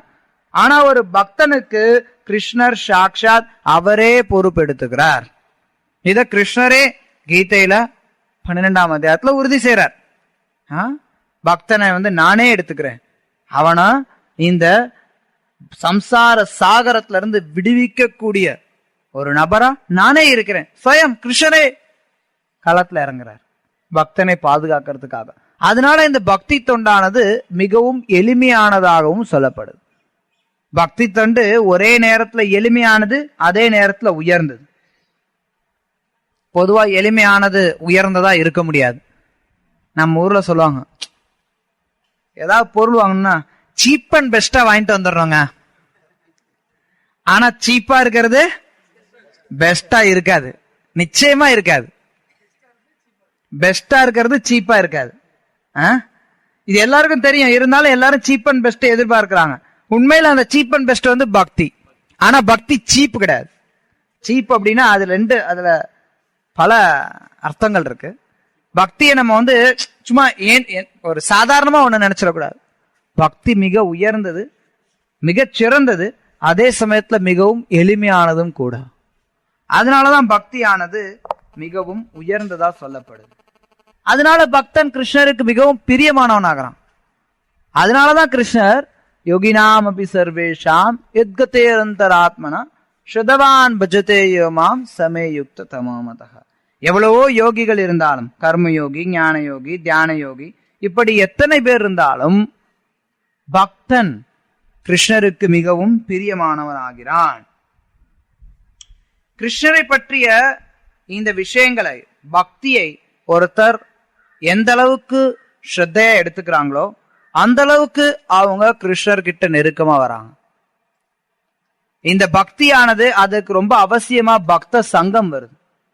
நம்ம பக்தர்களோட இணைந்து சங்கத்துல இருந்தோம்னா அந்த பக்த சங்கமானது நமக்கு பக்தியை கொடுக்கக்கூடியதாக அமையும்.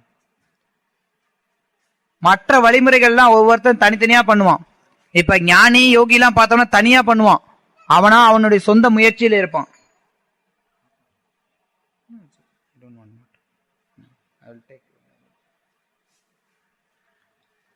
பக்தனானவன் கிருஷ்ணரால நேரடியா உதவி செய்யப்படுறான். பக்த சங்கத்துல ஒருத்தன் வரும்போது அவனுக்கு இந்த பக்தி யோகம், உயர்ந்த பக்தி யோகமானது கிட்டுது. அதுக்காக தான் இந்த மாதிரி நம்ம சங்கம் ஏற்பாடு பண்றோம். பக்தர்கள் எல்லாரும் சேர்ந்து குழுமும் போது நமக்கு இருக்கக்கூடிய பக்தியானது எழுச்சி பெறுது. தாம் பிரசங்காம் மம வீரிய சம்விது பவந்தி ஹிருத்கர்ண ரசாயன கதா தஜ்ஜோஷனாத் அஸ்வபவர்கவர்த்மனி ஸ்ரத்தாரதிர் பக்தி அனுக்கிரமிஷ்யதி. அதாவது பகவானை பற்றி இந்த விஷயங்களானது பக்தர்களுடைய சங்கத்துல, சதாம் பிரசங்காம், பக்தர்களுடைய சங்கத்துல இருந்து அதை விவாதிக்கும் போது அது கேட்கறதுக்கு ரொம்ப இனிமையானதா இருக்கு.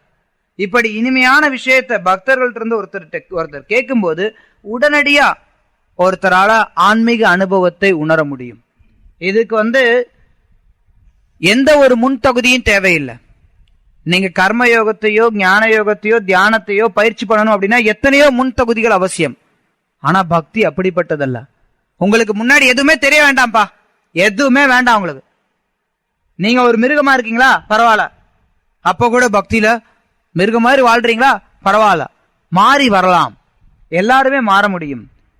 ஆனா மித்ததெல்லாம் அப்படி கிடையாது. கர்ம யோகம், ஞான யோகம், தியான யோகத்துக்கெல்லாம் பல கட்டுப்பாடுகள் இருக்கு. உதாரணத்துக்கு கர்ம யோகத்தை ஒருத்தர் கடைபிடிக்கணும்னா அதுக்குன்னு சில அவங்கவுங்களுக்கு ஒருத்தர் இவ்வளவுதான் பண்ண முடியும்னு இருக்கு. கர்ம யோகத்துல நீங்க வைசியானா வைசியாவா தான் இருக்கணும், சூத்ரானா சூத்ரா தான், பிராமணானா பிராமணா, சத்திரியானா சத்திரியா, அவங்களுக்கு என்ன கடமைகள் இருக்கோ அதைத்தான் அவங்க செய்யணும். அதுல ரொம்ப கட்டுப்பாடுகள் அதிகமாகுது. அது மட்டும் இல்லாம வர்ணாசிரமம் அப்படிங்கிற அடிப்படை அமைப்பு தேவை. கலியுகத்துல எங்க இருந்து வர்ணாசிரமம் இருக்கு? சும்மா ஜாதி தான் இருக்கு. நிறைய பேர் ஜாதியும் வர்ணாசிரமத்தையும் குழப்பிப்பாங்க. கலியுகத்துல ஜாதி தான் இருக்கு, வர்ணாசிரமம் எங்க இருக்கு? கிடையாது. முறையான வர்ணாசிரம தர்மம் அடிப்படை அமைப்புகள் இங்க கிடையாது இப்ப நவீன காலத்துல. அப்ப எங்க இருந்து கர்ம யோகத்தை பயிற்சி பண்றது? கர்ம யோகத்தை பயிற்சி பண்ணா அதுக்கு அடிப்படையே வர்ணாசிரமம் தான். அதுவே இல்லாதப்ப எப்படி கர்மயோகத்தை முறையா பயிற்சி பண்ண முடியும்? ஏதோ ஏனதானு பண்ணலாம், ஓரளவுக்கு பண்ணலாம், ஆனா முறையா பண்ண முடியாது. முறையா பண்றது சாத்தியமே இல்லை. ஏன்னா அடிப்படையே இல்லை, ஆதாரமே இல்லை. ஆனா பக்தியானது அப்படி கிடையாது. எந்த நிலையில இருந்தாலும் ஒருத்தர் பக்தருடைய சங்கத்துல வரும்போது அவருக்கு பவந்தி கிருத்கர்ண ரசாயன கதா, பகவானை பற்றிய கதைகள் ரசாயனம், அதாவது மிக ரசங்கள், இன்பமானது, இனிமை நிறைந்தது. அதை பத்தி கேட்கும்போது அந்த பக்தியானது அதிகரிக்கிறது. அது மட்டும் இல்லாம பகவான் சாக்ஷாத் அவரே பக்தர்களுக்கு ரொம்ப பிரியமானவரா இருக்காரு. இவ்வளவுதான் அவ்வளவுதான்ங்கிறது கிடையாது. நம்ம ஒழுங்கா பக்தி பண்ணோம் அப்படின்னா கிருஷ்ணர் நம்ம கைக்குள்ள வந்துருவார். இது என்னங்க இது, கிருஷ்ணரை நம்ம கைக்குள்ள? ஆமாங்க. ஆனா நம்ம ஒழுங்கா பக்தி பண்ணணும். ஒழுங்கா பக்தி பண்றது அப்படின்னா இந்த பௌதிக ஆசைகளை வளர்க்கறதுக்காக பக்தி பண்ணக்கூடாது. நான் பகவானோட ஒன்னா கலக்கணுங்கிற மாதிரி இருக்கக்கூடாது. பகவானுக்கு சேவை பண்ணணும் அப்படிங்கிற எண்ணத்துல ஊறி திளைக்கும் போது கிருஷ்ணர் தன்னையே தன்னுடைய பக்தன் கிட்ட ஒப்படைக்கிறார். அதுக்கு அவர் தயாரா இருக்கார். அதை ஏற்றுக்கொள்ள வேண்டியதுதான் நம்ம கையில இருக்கு. கிருஷ்ணர் சொல்றார் பாகவத்ல, விஷ்ணு, சாதவோ ஹிருதயம் மஹ்யம் சாதுனாம் ஹிருதயம் துவகம் மத்தன்யத் தே நா ஜானந்தி நாகம் தேபியோ மணகபி. இது உங்க எல்லாருக்கும் தெரியும், பெரும்பாலானதுக்கு தெரியும். கிருஷ்ணர் தன்னுடைய பக்தனை காப்பாற்றுறதுல ரொம்ப ஆர்வமுடையவரா இருக்கார். அதனாலதான் அம்பரீஷ் மகாராஜ் அவருக்கு துர்வாசர் அபராதம் இழைத்த போது சுதர்சன சக்கரம் விரட்டிச்சு. கதை எல்லாருக்கும் தெரியும், அதனால நான் கதையை சொல்லல. சுதர்சன சக்கரம் விரட்டுது. அம்பரீஷர் காப்பாற்றுறதுக்காக சுதர்சன சக்கரம் உடனே வந்துடுச்சு. அவர் ஓடுறாரு ஓடுறாரு ஓடுறாரு, எல்லா இடத்துக்கும் ஓடுறாரு. யாராவது காப்பாத்துங்க காப்பாத்துங்க காப்பாத்துங்கன்னு கேட்கிறாரு. ஆனா அவரை காப்பாத்துறதுக்கு யாருமே வரல, யாராலையும் முடியாது. கடைசியா போய் விஷ்ணு கிட்டே போயிட்டாரு. பெருமானே என்ன காப்பாத்துங்க, உங்களுடைய ஆயுதம் வருது. ஐயோ, நான் என்னுடைய கட்டுப்பாட்டுல இல்லப்பா, இந்த ஆயுதம் என்னுடைய கட்டுப்பாட்டுல கிடையாது, என்னுடைய பக்தனுடைய கட்டுப்பாட்டுல இருக்கு. என்னுடைய பக்தர்கள் என்னுடைய இதயத்துல இருக்காங்க, நான் அவங்களுடைய இதயத்துல இருக்கேன். அவங்களுக்கு என்ன தவிர வேற எதுவும் தெரியாது, எனக்கும் அவங்களை தவிர வேற எதையும் தெரியாது. என்னது இது? கிருஷ்ணர் இப்படி சொல்றார், பெருமாள் இப்படி சொல்றாரு. அவருக்கு எல்லாமே தெரியுமே, ஆனா அவர் சொல்றாரு அவங்கள தவிர எனக்கு வேற ஒன்னும் தெரியாதுங்கிறாரு. ஆமா, அதுதான் அன்பு.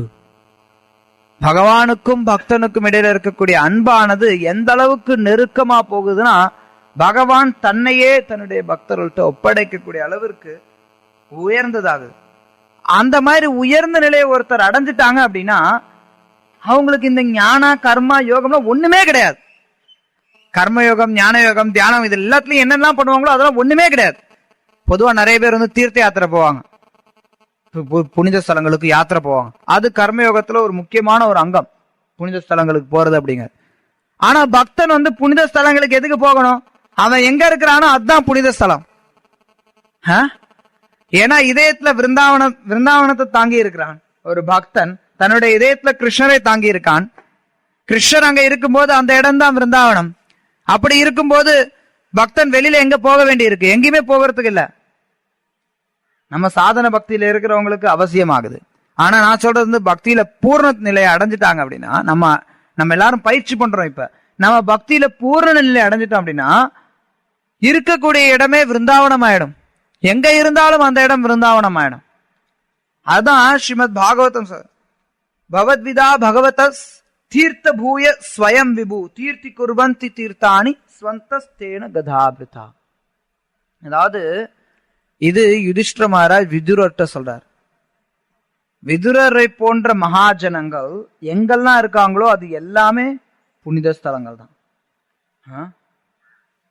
அந்த அளவுக்கு உயர்ந்ததாகுது பக்தி. கர்மயோகிலாம் ரொம்ப கஷ்டப்பட்டு போவாங்க. எவ்வளவு தெரியுமா கஷ்டம் புனித ஸ்தலங்களுக்கு போறதுன்னா? நம்ம நினைச்ச மாதிரி போய் ஏதோ பஸ்ஸையோ ட்ரெயினையோ பிடிச்சி ட்ருன்னு போயிட்டு உட்காந்து இறங்கிட்டு காலையில பஸ்ஸை பிடிச்சிட்டு சாயந்தரம் திரும்பி வர்றது கிடையாது. என்கிட்ட சமீபத்துல தெரிஞ்சவர் ஒருத்தர், அவர் சொன்னார், சென்னையில காலையில கிளம்புறோங்க திருப்பதிக்கு, ராத்திரி வந்துடணுங்க. காலையில கிளம்பி கார்ல போயிட்டு ராத்திரி திரும்பி வந்துடணும் பெருமாளையும் தரிசனம் பண்ணிட்டு. ஆனா நல்லதுதான், வாஸ்தவம் தான், வேண்டான்னு சொல்ல. ஆனா உண்மையில தீர்த்த யாத்திரை பண்றவங்க அப்பெல்லாம் கர்மயோகத்தை பயிற்சி பண்ண எங்க இருக்கிறாங்களோ அங்க இருந்து நடந்துதான் போகணும். அதுதான் தீர்த்த யாத்திரை. எத்தனை பேர் போறதுக்கு தயாரா இருப்பாங்க தீர்த்த யாத்திரைக்கு? பிளைட்ல எல்லாம் போறாங்களா? யாரும் போக மாட்டாங்க. இல்ல, இன்னைக்கும் கொஞ்சம் பேர் இருக்காங்க, கொஞ்சம் பக்கத்துல இருக்கவங்க. மதுரையில இருந்து திருப்பதி போக மாட்டாங்க. சும்மா அப்படி சென்னையில அல்லது அந்த ஆந்திரால எங்கேயாவது பக்கத்துல அக்கம் பக்கத்துல இருக்கிறவங்க வேணா அப்படி போவாங்க. இல்ல திருப்பதி வரைக்கும் போயிட்டு மலை மேல வேணா நடந்து ஏறுவாங்க. அது மாதிரி வேணா இருக்காங்க. ஆனா உண்மையில என்னன்னா, நம்ம எங்க இருக்கிறோமோ அங்க இருந்து நடந்துதான் போகணும். அதுதான் தீர்த்த யாத்திரை. என்ன வயசோ, எந்த வயசுல போனாலும் சரி நடந்துதான் போகணும். இப்பெல்லாம் 60 வயசுல எல்லாம் நிறைய பேர் நம்ம பாக்குறோம். சில நேரத்துல ரொம்ப கஷ்டமா இருக்கு. நம்ம பக்தர்களே வந்து சில நேரத்துல உடல்நிலை அப்படி ஆயிடுச்சு. சில நேரத்துல நம்ம பாக்குறோம் 40-50 வயசு இருக்கக்கூடிய பக்தர்கள் கூட எங்கேயாவது கொஞ்சம் போகணும் வரணும் அப்படின்னா முடிய மாட்டேங்குது. கரெக்ட் தானே? 40-50 வயசு எங்க, அதை விட சின்ன வயசுல முடிய மாட்டேங்குது இன்னைக்கு இருக்கக்கூடிய காலகட்டத்துல. வயசு கூடவங்க தான். ஏன்னா அந்த ஜெனரேஷன்ல இருந்தவங்களுக்கு கொஞ்சம் உடல் பலம் இருக்கு. இப்ப எல்லாம் நம்மலாம் அப்படி சும்மா வெறும் வெத்து உடம்பு தான் நம்மளோட உடம்பெல்லாம். நம்ம எங்க இருந்து தீர்த்த யாத்திரை போறது, கர்மயோகத்தை பயிற்சி பண்றது? அதனாலதான் பக்தன் ஆயிட்டோம் அப்படின்னா நமக்கு தீர்த்த யாத்திரை அவசியமே இல்ல. அப்கோர்ஸ் பக்தியில உயர்வு பெறதுக்கு பகவானோட சம்பந்தப்பட்ட இடங்களுக்கு போறது அவசியம், வேண்டான்னு சொல்ல. ஆனா நல்லா புரிஞ்சுக்கோங்க இத. ஞானிகள் கர்மிகள் அவ்வளவு கஷ்டப்பட்டு தீர்த்த யாத்திரை பண்ணாதான் அவனுக்கு பலன். ஆனா பக்தன் வந்து, நம்ம பக்தனா இருந்தோம்னா நம்ம ட்ரெயின்ல போலாம், பஸ்ல போலாம், ஏரோப்ளைன்ல கூட போயிட்டு வரலாம், நமக்கு பலன் உண்டு. ஏன்னா நம்ம பக்தியோட போறோம். அதுவே கர்ம யோகியா இருந்தான்னு வச்சுக்கோங்களேன், நடந்து போனாதான் அவனுக்கு பலன், இல்லன்னா பிரயோஜனமே இல்ல. எத்தனை பேர் கர்ம யோகியா இருக்கீங்க, விருப்பப்படுறீங்க? பக்தன் ஆகணும்ல. ஆனா பக்தன் ஆகணும் அவ்வளவு ஈஸி கிடையாது. உங்களுக்கு மற்ற விஷயங்கள் மேல இருக்கக்கூடிய ஆர்வத்தை விடணும். அங்க ஐயோ அங்கதானே பிரச்சனை, எனக்கு இதுவும் வேணும் அதுவும் வேணும்.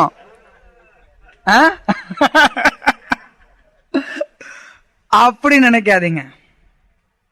கிருஷ்ணர் வேணும்னா மற்ற விஷயங்கள் நம்ம கைவிடுறதுக்கு ஆர்வம் வேணும். மற்ற விஷயங்களை கைவிடுறதுக்கு ஆர்வம் இருக்கும்போது கிருஷ்ணரே கிடைப்பார். கிருஷ்ணரே கிடைச்சதுக்கு அப்புறம் வேற என்ன வேணும்? ஸ்வயம் அவர் தன்னையே ஒப்படைக்க தயாரா இருக்கார். வேற என்னங்க வேணும்? நமக்கு வந்து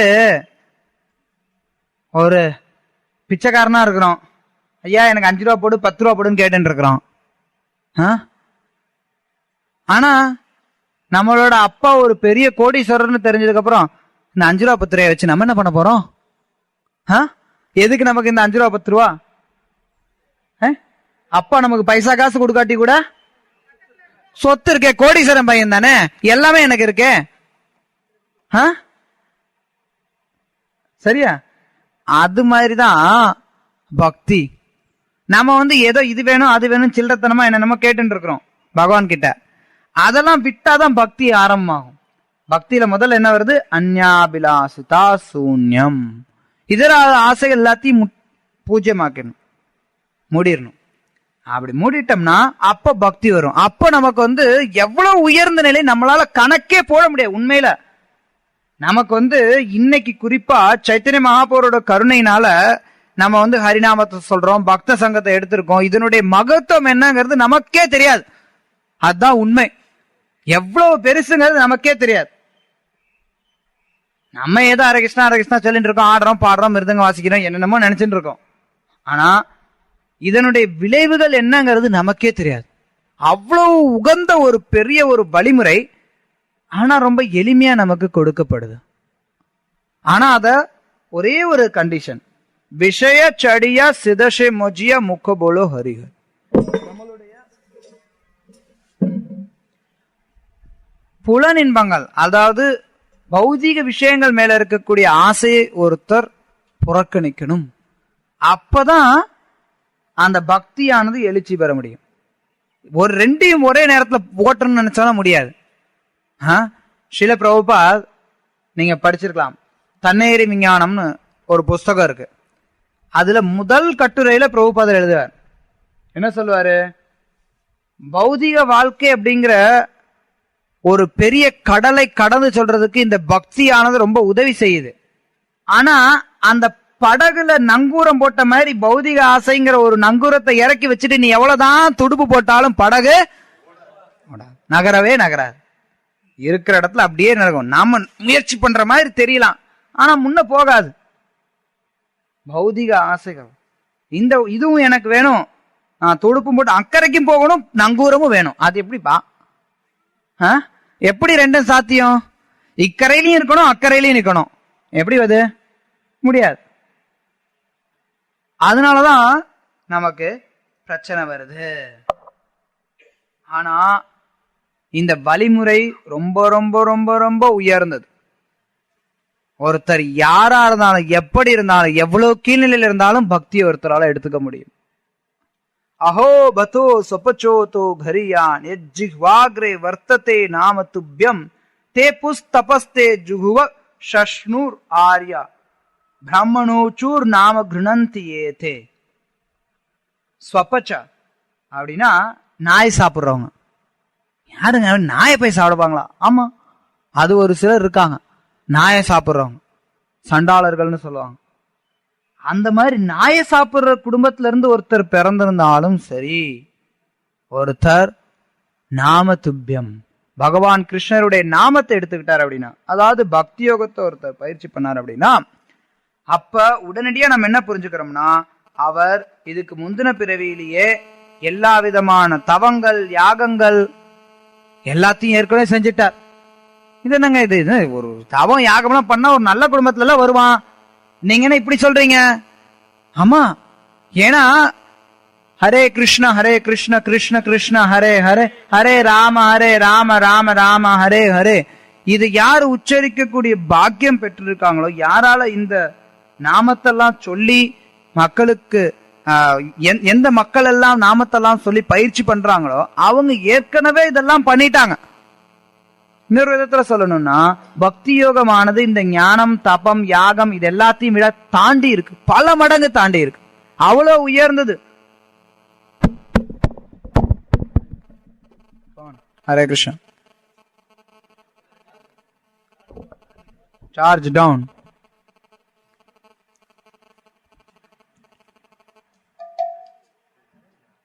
கரண்ட்ல கனெக்ட் பண்ண முடியுமா?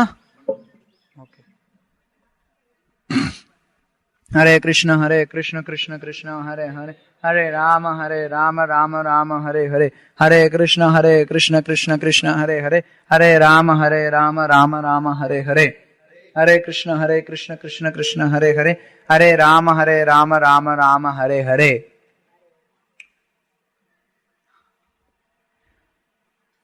யாரெல்லாம் என் கூட இப்ப சேர்ந்து சொல்லல?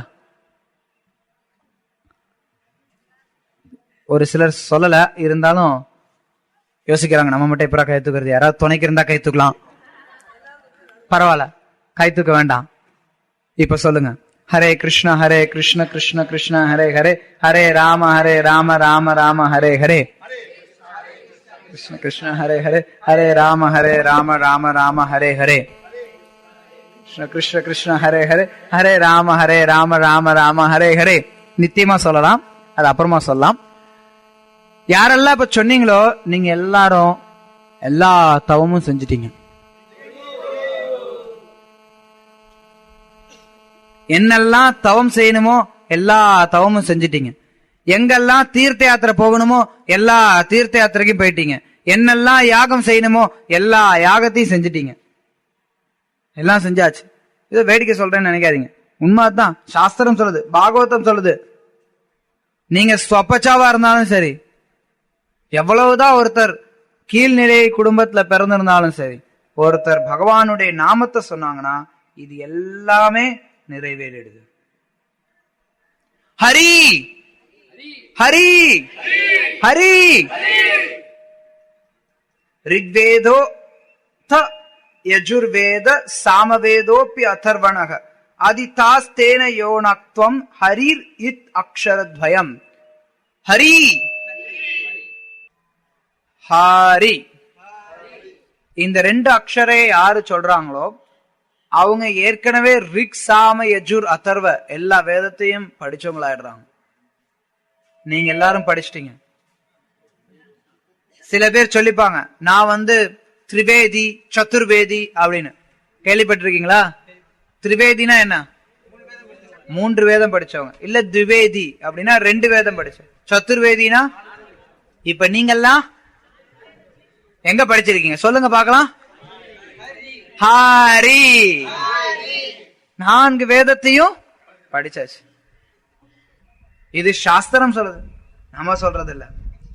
சைத்தன்ய மகாபிரபு சொல்றார், கிருஷ்ண மந்திர ஹோய்தே ஹபே சம்சார மோச்சன், கிருஷ்ண நாம் ஹோய்தே பாபே கிருஷ்ணேர் சரண். ஹரே கிருஷ்ண மகாமந்திரத்தை சொல்றதின் மூலமா ஒருத்தர் சம்சார மோச்சனம், எளிமையா இந்த கிருஷ்ண மந்திரமானது சம்சார சாகரத்துல இருந்து ஒருத்தரை விடுவிக்க கூடியது. கிருஷ்ண நாம ஹோய்தே கிருஷ்ணேர சரண். இந்த கிருஷ்ண நாமமே ஒருத்தரை கிருஷ்ணருடைய சரணங்கள்ல சேகரிக்க கூடியது. இது ரொம்ப எளிமையானது. இது ஜீவனுடைய இயற்கையான சுபாவம். மற்ற வழிமுறைக்கும் பக்திக்கும் இருக்கக்கூடிய எத்தனையோ வேறுபாடுகள்ல ஒரு வேறுபாடு இது. மற்ற வழிமுறை எல்லாம் நீங்க ஏதோ ஒண்ணு செய்றீங்க, ஆனா நீங்க செய்ய வேண்டியது வேற என்னமோ. இப்ப உதாரணத்துக்கு ஞானிகள் எடுத்துக்கிட்டீங்கன்னு வச்சுக்கோங்களேன், ரொம்ப கடுமையான தப்பஸ்யா பண்றாங்க, சாப்பிடாம இருப்பாங்க. எதுக்கு சாப்பிடாம இருக்காங்க? முக்தி அடையறதுக்கு. முக்தி அடைஞ்சவங்க என்ன பண்ண போறாங்க? தப்பஸ்யா பண்ண போறாங்களா? கிடையாது. அப்படியே பேன்னு இருக்க வேண்டியதுதான் பிரம்மன்ல. பிரம்மனுக்கு முக்தி போறோம் அடையிறவங்க இல்ல. அப்படியே ஒருத்தர் ஞான யோகத்தை பயிற்சி செஞ்சு அதுல கொஞ்சம் பக்தியினுடைய தொடர்பு கிடைச்சு அவர் வைகுண்டத்துக்கே போறாருன்னு வச்சுக்கோங்க. வைகுண்டத்துக்கு போனதுக்கு அப்புறம் ஒருத்தர் என்ன பண்ண போறாங்க? தபஸ்யா பண்ண போறாங்க. அங்க ஏதோ சேவை பண்ண போறாங்க. அங்க என்ன சாப்பிடாம இருக்க போறாங்களா என்ன? அங்க நல்லா விருந்து சாப்பிடலாம். ஆனா நம்மளுடைய புலன் இன்பத்துக்காக கிடையாது. அங்க பகவானுக்கு நிவேத்தியம் பண்ணி பகவத் பிரசாதத்தை வைகுண்டத்துல எல்லாரும் எடுத்துக்கிறாங்க. நம்ம இப்ப இங்க என்ன பண்றோம்? அதேதான் செய்யறோம். அங்க போய் என்ன பண்ண போறோம்? கிருஷ்ணர் முன்னாடி கிருஷ்ணருக்காக ஏதாவது செய்வோம். இங்க என்ன பண்றோம்? அதேதான் செய்யறோம். பக்திய நம்ம பயிற்சி பண்றமே. இப்ப இதுவும் பயிற்சி பண்ணி பக்குவம் அடைஞ்சு ஆன்மீக உலகத்துல போய் கிருஷ்ணருக்கு சேவை பண்ண போறோமே, அதுவும் ரெண்டுத்துக்கும் நடுவில் வித்தியாசமே கிடையாது. இப்ப செய்யறது என்னவோ அதேதான் அங்க செய்ய போறோம். என்ன இப்ப நம்ம பயிற்சி செய்யும் போது அதுல கொஞ்சம் கலங்கங்கள் இருக்கும். அந்த கலங்கங்கள் நிவர்த்தி ஆனதுக்கு அப்புறம் பக்குவமா செய்ய போறோம், அவ்வளவுதான். அதனாலதான் பக்தியானது இயற்கையானதா சொல்லப்படுது. ஜீவனுக்கு இயற்கையானது. ஜீவேர சுரூபோய் கிருஷ்ணர நித்தியதாஸ். கிருஷ்ணருக்கு சேவை பண்றது ஜீவனுக்கு நித்தியமானது. நித்தியமான இந்த சேவையை நம்ம தொடரலாம். சும்மா செயற்கையான விஷயங்கள்லாம் தேவையில்ல. சிலர் நினைப்பாங்க வேதாந்தம் படிக்கிறது ரொம்ப உயர்ந்தது, பக்திங்கிறது. பக்தி சில பேர் நினைப்பாங்க இதெல்லாம் பாவுகாஸ், ஏதோ பைத்தியங்களுக்கு இல்ல, ஒரு மன எழுச்சியில ஏதோ ஆடுறவங்க பாடுறவங்களுக்கு தான் பக்தி. உண்மையில நம்ம ஆன்மீகத்துல முன்னேறணும்னா வேதாந்தம் படிக்கணும். இதான் சைத்தன்ய மகாபிரபு கிட்ட காஷீர் மாயாவாதி அவங்க எல்லாம் சொன்னது. காஷியில இருந்த மாயாவாதிகள் எல்லாம் சைத்தன்ய மகாபிரபுட்ட அதான் சொன்னாங்க. அப்படிதான் நினைச்சாங்க. இவர் என்னது இது பாடிக்கிட்டு ஆடிக்கிட்டு இந்த சாதாரண மக்களோட சேர்ந்து இருக்காரு. ஒரு சன்னியாசி அப்படின்னா வேதாந்தம் படிக்கணும், தபஸ்யா பண்ணணும், மக்களோட சேரக்கூடாது. இவர் என்ன எல்லார்கிட்டையும் சேர்ந்து ஆடி பாடிக்கிட்டு இருக்கிறாரு அப்படின்னு நினைச்சாங்க. ஆனா சைத்தன்ய மகாபிரபு அவர்கிட்ட நிரூபிச்சார், இந்த நாமமானது கிருஷ்ண மந்திரமானது எல்லோரையும் உய்விக்கக்கூடியது. இது மிக உயர்ந்தது. கிருஷ்ண மந்திரத்தை சொல்றதின் மூலமா நம்ம எல்லா வேதங்களையும் கற்றறிந்தவர்கள். ஏன்னா எல்லா வேதமும் என்ன சொல்லி தருது? வேதங்கள் எதுக்காக படிக்கணும்? ஒருத்தர் பகவான தெரிஞ்சுக்கிறதுக்காக. எப்படி சொல்றீங்க? வேதைச சர்வேர் அகமேவ வேத்யோ வேதாந்த கிருத் வேத விதேவச்சாகம். வேதங்கள் எல்லாம் எதற்காக படிக்கிறோம் அப்படின்னா கிருஷ்ணரை தெரிந்து கொள்றதுக்காக. அந்த கிருஷ்ணரை தெரிஞ்சதுக்கு அப்புறம் வேதாந்தம் எல்லாம் தானா வந்துருதே. நீங்க நினைக்கலாம், என்னங்க நீங்க பாட்டு ஹரின்னு சத்தமா சொல்ல சொன்னீங்க, சொன்னதுக்கு அப்புறம் வேதமா படிச்சுட்டேன்னு சொல்றீங்களே, எப்படி அதை எடுத்துக்கிறது, எப்படி புரிஞ்சுக்கிறது அப்படின்னா, ஆமா வேதங்கள்லாம் படிச்சு வேதங்களுடைய இறுதி குறிக்கோள் உங்களுக்கு தேவை ஹரி. அவருடைய நாமத்தை சொல்றது, அவருக்கு பக்தி செய்யறது. அவருடைய பக்தியை நீங்க நேரடியா செய்யும் போது வேதங்கள்லாம் படிக்க வேண்டிய அவசியம் கிடையாது. அதை தான் சைத்தன்ய மகாபிரபு பிரகாசானந்த சரஸ்வதி கிட்ட நிலைநாட்டினார். அதுவும் குறிப்பா இப்ப இருக்கக்கூடிய காலகட்டத்துல நம்மளால மற்ற எதையுமே செய்ய முடியாது. நமக்கு அதற்கான புத்திசாலித்தனம் கிடையாது, அதற்கான ஆயுள் கிடையாது, யாராலையும் அது பக்குவம் அடையவும் முடியாது. ஒரு பக்கம் எளிமையா சைத்தன்ய மகாபிரபு நமக்கு கொடுத்துட்டார் இந்த ஹரிநாம சங்கீர்த்தனம், கலௌதத் ஹரி கீர்த்தனம். இந்த ஹரி கீர்த்தனத்தின் மூலமா அடையக்கூடிய பலன் மிக மிக உன்னதமானது. அதை நம்ம உணராம இருந்தோம்னா இழப்பு நமக்கு தான். சைத்தன்ய மகாபிரபு வேற யாருமே கொடுக்காத உயர்ந்த விஷயங்களை அவர் எடுத்து கொண்டு வந்தார். கிருஷ்ணர் சைத்தன்ய மகாபிரபு ரெண்டு பேருக்கும் வித்தியாசம் கிடையாது. கிருஷ்ணர் என்ன கொடுத்தாரோ அதே தான் சைத்தன்ய மகாபிரபு கொடுத்தார். ஆனா கிருஷ்ணர் வந்தப்ப அவர் எல்லாருக்கும் கொடுக்கல. கிருஷ்ணர் அவரோட கும்பலோடு அப்படியே வந்தாரு, அவரோட கும்பலோடு அப்படியே போயிட்டார். இருக்கிறவங்களுக்கு பகவத்கீதான்னு ஒண்ணு மட்டும் கொடுத்துட்டு போயிட்டார். ஆனா பகவத்கீதா அது அணுகணும், கண்டிப்பா தேவை. ஆனா அத நடைமுறையில எடுத்து எப்படி அந்த பகவத் பக்தி அப்படிங்கிற அந்த உயர்நிலையை அவர் வெளியில எல்லாருக்கும் காட்டாம போயிட்டார். அதனால சைத்தன்ய மகாபிரபு அதே விஷயங்களை அப்படியே கொண்டு வந்தார். எப்படின்னா, இது என்ன வர்ணிக்கப்படுதுன்னா, சைத்தன்ய சரிதாமிரதத்துல பிரேமை அப்படிங்கிற ஒரு பொட்டி, அந்த பொட்டியை சைத்தன்ய மகாபிரபு எடுத்துட்டு வர்றார். கிருஷ்ணரும் கொண்டு வந்தார் அந்த பெட்டியை. கிருஷ்ணர் அந்த பெட்டியை கொண்டு வந்துட்டு அப்படியே கொண்டு போயிட்டாரு. அந்த பெட்டி நல்லா சீல் பண்ணிருக்கு, பயங்கரமா சீல் பண்ணிருக்கு, அதை திறக்கவே முடியாது. சைத்தன்ய மகாபிரபு அதே பொட்டியை கொண்டு வந்தார். ஆனா அவர் என்ன பண்ணாரு, திறந்துட்டு திருடுறவெல்லாம் திருடிக்கோ, அல்றவெல்லாம் அள்ளிக்கோ, எவ்வளவு வேணுமோ அள்ளிக்கோ அப்படின்னு திறந்து விட்டுறாரு. அதனால என்ன ஆகுதுன்னா, அந்த பெட்டியில இருந்து வெள்ளம் மாதிரி ஓடுது. வெள்ளம் மாதிரி ஓடி எல்லாரையும் அப்படி அடிச்சுட்டு வருது. நம்ம என்ன பண்ணோம்னா, நான் முதல்ல சொன்ன, நமக்கு இந்த பௌதிக ஆசைகள் நமக்குள்ளார அப்படியே வேரூன்றி நிக்குது. ஆனா இத நம்ம எப்படிரா எடுக்கிறதுன்னு கஷ்டப்பட்டு இருக்கோம். சைத்தன்ய மகாபிரபு கொடுத்திருக்கக்கூடிய வழிமுறை எப்படின்னா, அது தானா அதை எடுத்துக்கிட்டு வந்துடும். அதுக்கும் என்ன உதாரணம் சொல்லப்படுதுன்னா, இப்ப இங்க இந்த செடியெல்லாம் இருக்கு. இந்த செடிக்கு இப்போ இல்ல ஒரு மரம் இருக்குன்னு வச்சுக்கோங்க, சின்ன மரம் இல்ல பெரிய மரம் எப்படி வேணா எடுத்துக்கோங்க. சின்ன மரத்தை எடுத்துக்கிட்டோமா உங்களுக்கு எளிமையா உதாரணம் புரியும். இல்ல ஒரு செடியை எடுத்துக்கோங்க.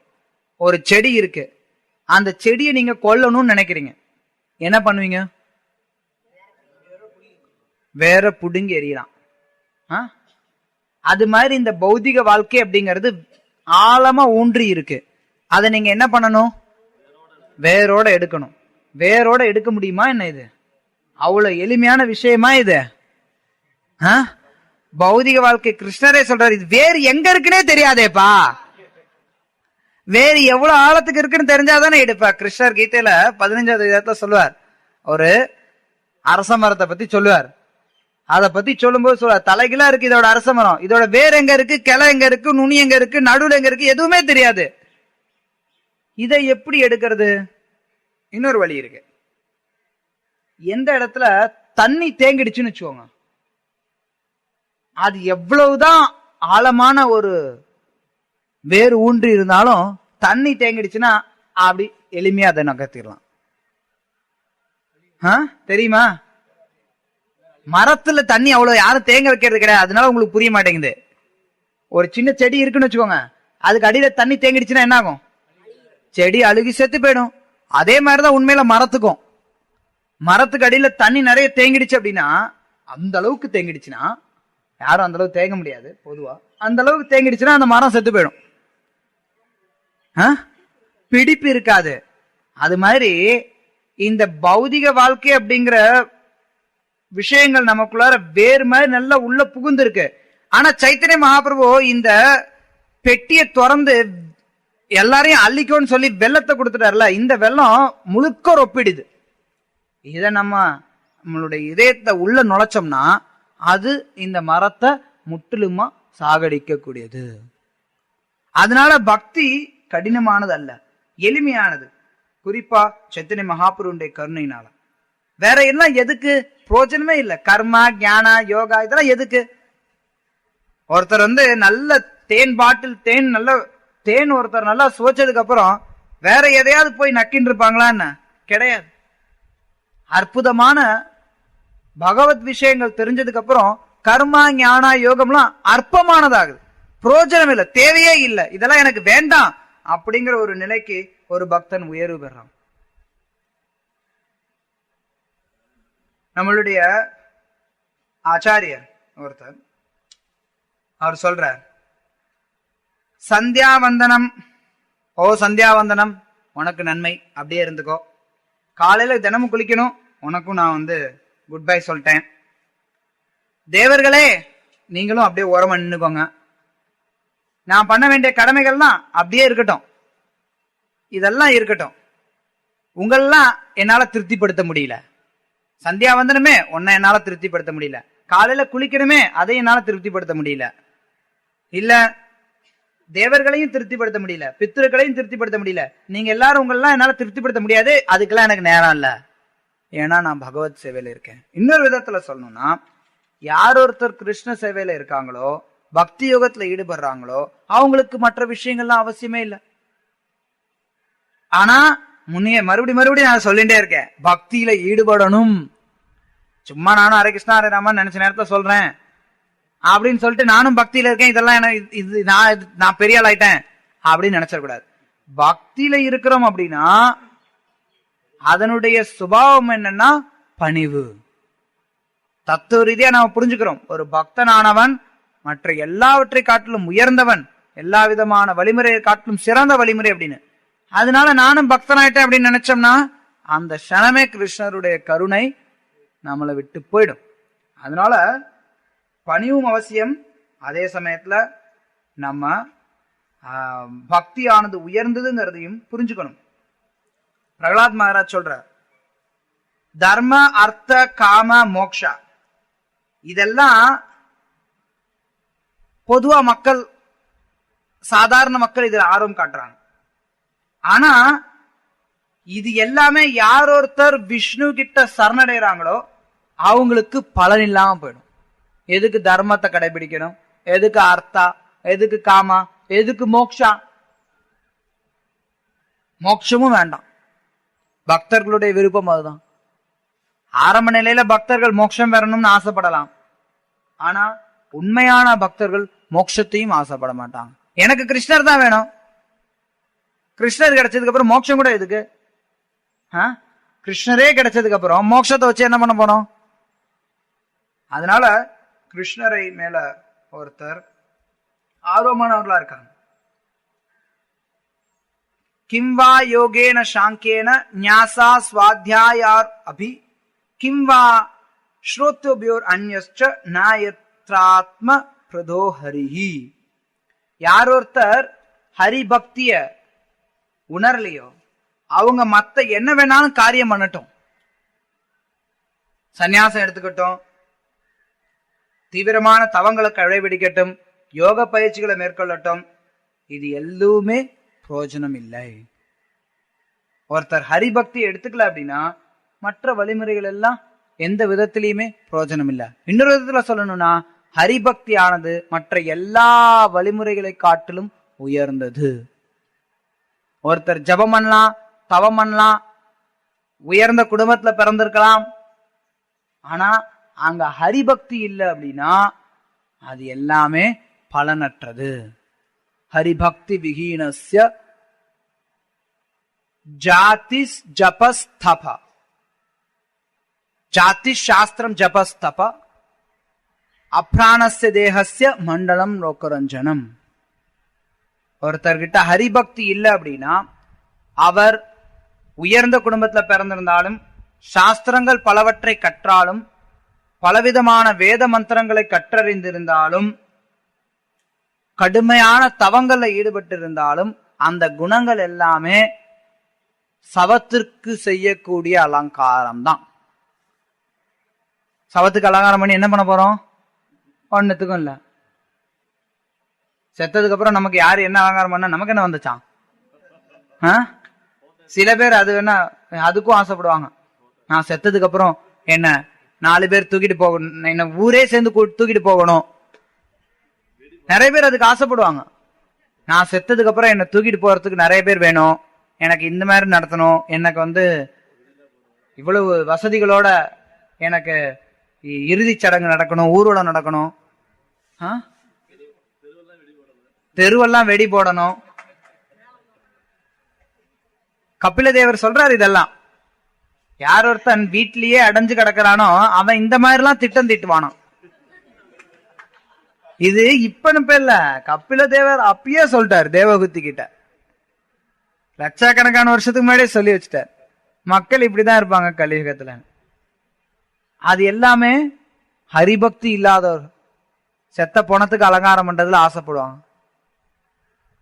அந்த மாதிரி அலங்காரம் தான் மத்தவங்க கிட்ட இருக்கக்கூடிய ஜாதி சாஸ்திர ஞானம் ஜபா தப்பா எல்லாம்.